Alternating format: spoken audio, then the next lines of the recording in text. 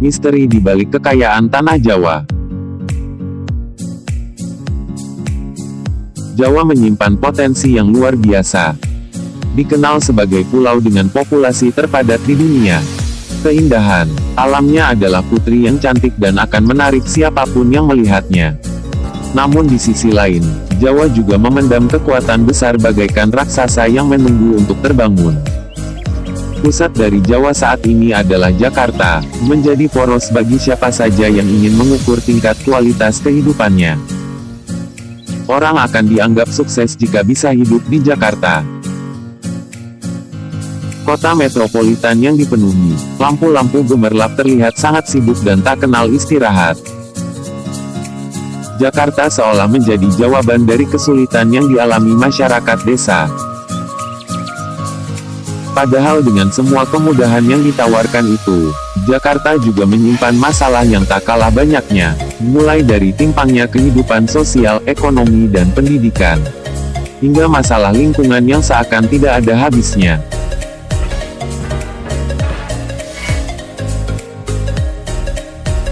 Jakarta sudah menjadi magnet yang menciptakan gelombang urbanisasi. Generasi-generasi muda yang penuh semangat itu kini meninggalkan sawah dengan hasil panen beras yang berlimpah, hanya demi mendapatkan sesuap nasi di Jakarta.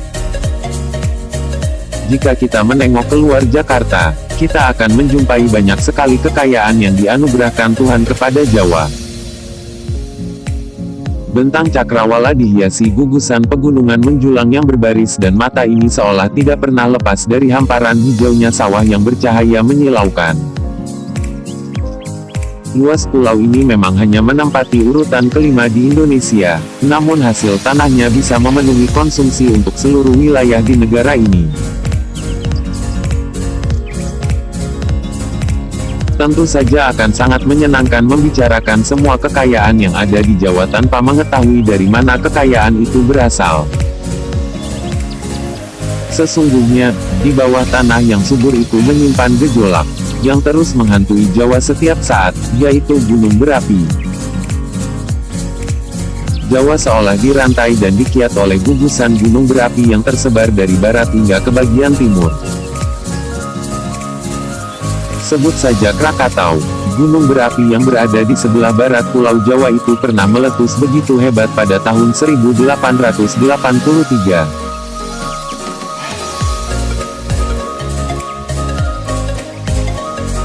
Letusan Krakatau bisa dibilang adalah yang paling dahsyat pada era modern. Memuntahkan sebanyak 25.000 meter kubik material vulkanik dan suara dentuman letusannya terdengar hingga ke benua Australia. Krakatau menghancurkan 60% dari tubuhnya dan menyisakan beberapa pulau kecil, yang melingkar di tengah lautan. Pada tahun 1928, anak gunung Krakatau muncul ke permukaan laut untuk pertama kalinya dan terus tumbuh, setinggi 12,5 cm tiap pekan. Saat ini anak gunung Krakatau sudah terlihat seperti sebuah pulau muda yang begitu sibuk membangun dirinya tanpa henti. Kemunculan anak gunung Krakatau berada di lokasi yang sama di mana pernah terjadi letusan mahadahsyat gunung Krakatau. Seolah menjadi pengingat akan keberadaan gunung berapi lainnya di Jawa yang sedang tumbuh. Di Jawa bagian tengah, saya pernah mengunjungi Gunung Merapi yang sangat terkenal karena letusan tahun 2006 dan 2010 yang menghancurkan bagian puncak, sehingga materialnya berhamburan dan berdampak pada desa-desa di kakinya. Saat ini pun kita masih bisa mengingat betapa dahsyat letusan Merapi dengan mengunjungi museum peringatannya. Di sana kita bisa melihat mulai dari rumah beserta kulakasarnya yang terbakar, hingga kendaraan seperti sepeda motor pun ikut meleleh akibat terkena awan panas yang melintas. Saat letusan terjadi semakin ke timur kita bisa menjumpai kemegahan Gunung Bromo, salah satu gunung berapi muda yang tumbuh di tengah padang pasir vulkanik di dalam kaldera gunung berapi yang telah meletus sebelumnya. Bromo dikenal memiliki keindahan pemandangan matahari terbit yang tiada tandingannya. Di tempat seindah itu terdapat penduduk yang hidup harmonis berdampingan dengan Bromo, kita mengenalnya sebagai suku Tengger. Masyarakat yang ramah dan dipercaya merupakan keturunan dari penduduk asli Pulau Jawa. Sampai saat ini, suku Tengger masih memeluk kepercayaan agama Hindu, agama yang sudah ada di Jawa sejak lama dianut secara turun-temurun sejak nenek moyang mereka. Meskipun saat ini penduduk Jawa mayoritas memeluk agama Islam, tanah Jawa juga pernah menjadi tuan rumah untuk kepercayaan masa lalu yang hingga kini masih meninggalkan jejaknya.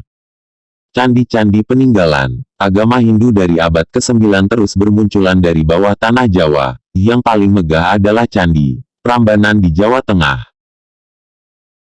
Dikenal dengan legenda 1000 candi, Prambanan adalah mahakarya yang nyata di Jawa.